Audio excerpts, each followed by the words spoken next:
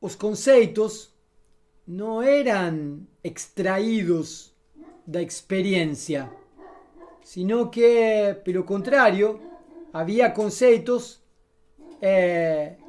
que nos permitiam organizar a experiência.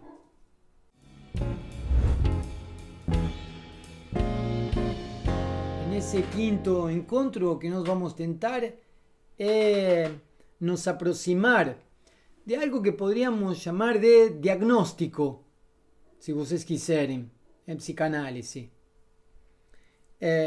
Vocês sabem muito bem que a psicanálise, e nós já vimos insistindo nisso em nossos encontros, mas eu acho que nunca é suficiente.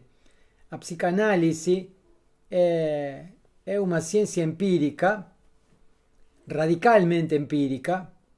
Um analista é um empirista radical, porque se bem ele trabalha com um conjunto de elementos que denomina de dispositivo analítico, conjunto de elementos teóricos, de hipótesis, de regras, de noções, que de algum modo le permitem acolher a experiência de sofrimento, de dor, de mal-estar do sujeito. Se bem ele então trabalha a partir de um dispositivo analítico e a partir de um setting, de um set de análise, esse dispositivo analítico e esse set de análise devem ser, podríamos dizer, postos à prova diante de cada novo evento. Não há qualquer possibilidade de ter uma garantia a priori de que aquele dispositivo teórico e aquele set analítico vão a ter certamente um resultado positivo. Será preciso então provar mais uma vez o conjunto de elementos teóricos e clínicos para ver se funcionam em cada caso. Digo que a psicanálise é radicalmente empírica porque David Hume, filósofo escocês da modernidade,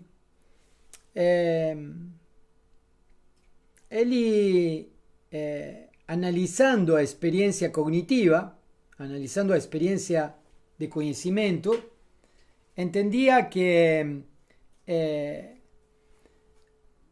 os conceitos não eram extraídos da experiência, sino que, pelo contrário, havia conceitos que nos permitiam organizar a experiência. Dito de outro modo, pontualmente, David Hume entende que a causalidade não é extraída da experiência. A causalidade não é extraída da experiência, sino que nós vamos à experiência e aplicamos o conceito de causalidade para relacionar o objeto A com o objeto B. E esse é um ponto muito importante que David Hume marca na modernidade. Não é que nós tiramos da experiência de um vidro quebrado o conceito de causa. Quando nós vemos um vidro quebrado e vemos uma pedra, nós associamos a pedra com o vidro quebrado por hábito. Poderíamos até exagerar e dizer por costume. Quer dizer, nós já vimos em outras situações que pedras quebraram vidros. E vimos nessas situações que pedras jogadas nos vidros quebravam os vidros. Então, na situação do tempo T1, vemos uma pedra quebrando um vidro. T2, pedra quebrando vidro. T3, pedra quebrando vidro. Tn, vamos dizer, a pedra quebrará o vidro. E aí o sujeito não precisa jogar outra vez a pedra para efetivamente quebrar o vidro e constatar. Mas destaquemos algo. David Hume también dice, no tenemos garantía ni una de que eso realmente possa vir a acontecer, efectivamente. Quer dizer, e aí Hume é radical. Todo nosso conhecimento ou é analítico ou é empírico. Todo conhecimento, dice, ou é analítico. O que significa analítico? É pegar um conceito e examinar esse conceito em seus elementos mais simples. Esse é o processo de análise. O processo de análise é pegar um objeto e desmontar o objeto em seus elementos simples. Pegar um conceito e desmontar esse conceito em seus elementos simples. Esse é o processo de análise. O processo de síntese é pegar os elementos e reuni-los em um conceito ou em um objeto. Então temos um processo de análise, quando analisamos o conceito e seus elementos simples, e um processo de síntese. O método de análise e síntese não é uma invenção de Hume. O método de análise e síntese é uma invenção, uma descoberta dos geômetras gregos. Os geômetras gregos tomam o conhecimento empírico que os camponeses egípcios tinham para dividir as terras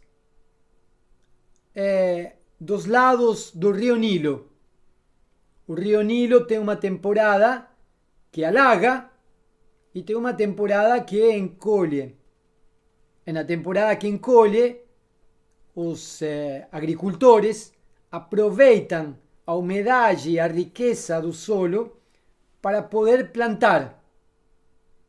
Então plantam na época em que o rio encolhe. Quando o rio alaga, eles se retiram. Quando o rio volta a encolher, eles precisam outra vez distribuir as terras.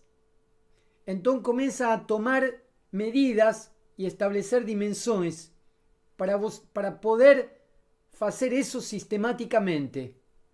Bom, os gregos tomam esse conhecimento empírico e fazem desse conhecimento empírico um conhecimento sistemático e formal que vocês devem ter visto na quinta série, quando estudaram filosofia grega, quando leram os elementos de Euclides. Quando fizeram a superfície de um triângulo, por exemplo. Acho que todo mundo passou pela quinta série e aí viu que como se faz a superfície de um triângulo, como se faz um triângulo, como se faz um círculo, como se faz para alcançar a superfície de um círculo, e aí com as outras figuras geométricas. Bom, esses são os elementos de Euclides. Os elementos de Euclides utilizam o método de análise e síntese. Para provar teoremas, por exemplo, se trabalha com o método de análise e síntese. Então, Hume entende que o conhecimento ou é analítico, quer dizer, eu faço como fazem os geômetras e examino, e ele entendia que a geometria era analítica, ou é empírico.